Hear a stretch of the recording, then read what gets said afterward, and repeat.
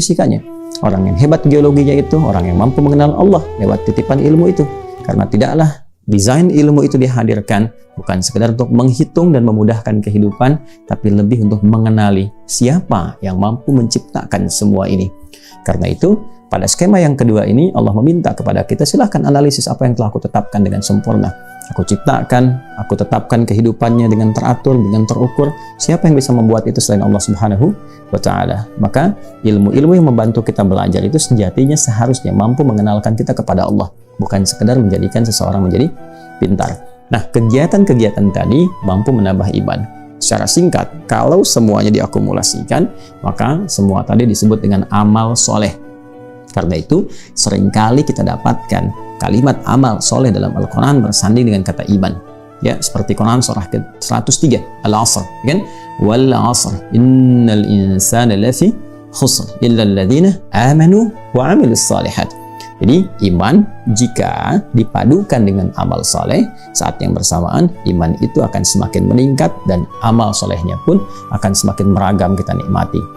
Pun demikian, kalimat iman kadang disandingkan dengan detil amal solehnya. Detilnya apa? Misalnya dengan sholat. Alladzina yu'minuna bil ghaib wa yuqimunas sholat. Kemudian, wa mimma razaqnahum yunfiqun, dengan infak. Dengan puasa, ya ayyuhalladzina amanu kutiba alaikumus syiyam. Jadi ketika menunaikan puasa, iman meningkat. Ketika sholat diperbanyak, iman meningkat. Ketika baca Al-Quran, iman meningkat. Pun demikian ketika berinfak, iman meningkat. Itu skemanya. Nah, sisi lainnya, wayantaqisu aw yanqusu bil ma'siyah, maka cenderung iman itu akan menurun kualitasnya, ya, mengecil kemudian takarannya jika seseorang mengerjakan perbuatan maksiat yang melanggar ketentuan dalam syariat. Kalau tadi yang benar amal saleh, yang ini dia kerjakan amal salah misalnya. Ya, alih-alih dia salat, dia berubah bermaksiat, ditinggalkan salat misalnya, mulai menurun dari yang mulai tidak berjamaah, tidak ke masjid, tidak berjamaah, kemudian mulai tertunda salatnya sampai tidak salat. Maka suasana hatinya akan berbeda, kegelisahannya mulai tumbuh. Yang jadi persoalan ketika dipanggil lewat adzan pun sentuhannya menjadi berkurang, jadi telat, jadi ditinggalkan dan sebagainya. Itu problem. Jadi ketika seseorang merasakan penurunan dalam ibadah, seakan imannya sedang menurun, maka problem pertama mesti dia tanyakan pada dirinya, perbuatan maksiat apa yang pernah dikerjakan oleh bagian tubuhnya. Kalau mata tak sanggup melihat kebaikan, berarti mata ini pernah melihat yang salah. Kalau telinga tak cepat mendengar respon kebaikan, adzan, tausiah, panggilan kemuliaan, berarti telinga ini sering mendengar sesuatu yang tidak bagus. Ya, kalau lisan sering berkata yang tidak baik, berarti pulsa kebaikannya berkurang di lisan. Maka cari lawannya. Mulai biasakan melihat yang baik, mulai mendengar yang saleh, mulai bertutur yang mulia. Maka ini akan mengembalikan kembali hal-hal yang ingin kita tingkatkan dari nilai keimanan itu. Boleh jadi kadang-kadang bentuknya bukan maksiat, ya, bentuknya terlalu fokus pada urusan dunia, terlalu mengejar materi sehingga lupa dengan akhirat. Kan pasangan akhirat itu dunia, ya kan? Ini ula pertama, akhirat nanti yang kita raih.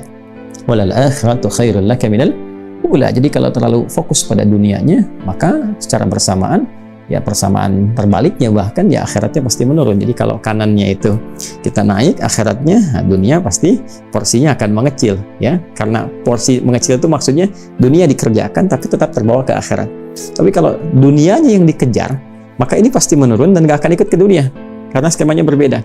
Seperti bayangan, ya, kata Ibnul Qayyim Al-Jauziyah rahimahullah, seperti bayangan. Di bayangan itu kalau dikejar selalu nggak akan pernah didapati, ditangkap nggak akan dapat, ya, itulah dunia. Jadi selalu nggak akan puas, kejar lagi, walaupun harta sudah banyak pengen kejar lagi. Terkadang godaannya menempuh dengan cara yang salah, maka caranya berbalik, kejar akhirat maka dunia akan mengikuti. Kurang lebih ini jadi jawaban cepatnya. Jika ingin meningkatkan keimanan kepada Allah, maka tingkatkan amal saleh, kerjakan ketaatan, lalu jauhi maksiat. Maka mudah-mudahan dengan itu, diawali dengan niat yang ikhlas, berdoa kepada Allah meminta perlindungan dan kekuatan. Setelah itu mencoba untuk memulai dan cari orang-orang baik sekitaran kita untuk menjaga semua amalan itu bisa konsisten sampai kita menemui ajal dan kembali kepada Allah Subhanahu wa Ta'ala.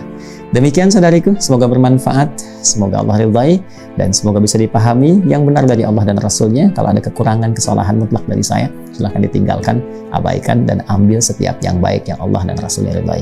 Assalamualaikum warahmatullahi wabarakatuh.